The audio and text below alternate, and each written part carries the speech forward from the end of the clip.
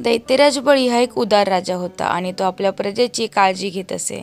त्याने आपल्या पराक्रमाने त्रैलोक्य जिंकले होते, ज्यामुळे देव घाबरून गेले आणि त्यांनी मदतीसाठी भगवान विष्णूकडे धाव घेतली. देवांच्या मदतीसाठी विष्णूंनी बटुब्राह्मणाचे रूप घेतले. हे बटुब्राह्मण म्हणून बळीराजाच्या दरबारात गेले, जिथे बळी अश्वमेध यज्ञ करत होता. वामन अवतारातील विष्णूंनी बळीराजाकडे दान म्हणून फक्त 3 पावले जमीन मागितली.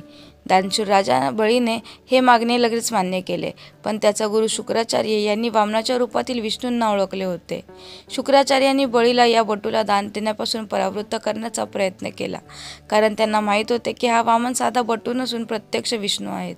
पण बळीने आपल्या वचनापासून ढळण्यास नकार दिला. दान स्वीकारल्यानंतर वामनाने विराट रूप धारण केले. पहिल्या पावलात त्यांनी पृथ्वी व्यापली आणि दुसऱ्या पावलात स्वर्गलोक व्यापला. तिसरे पाऊल कुठे ठेवणार असे विचारल्यावर बळीराजाने आपले वचन पाळण्यासाठी आपले मस्तक पुढे केले. बळीच्या या दातृत्व आणि भक्तीने विष्णू प्रसन्न झाले.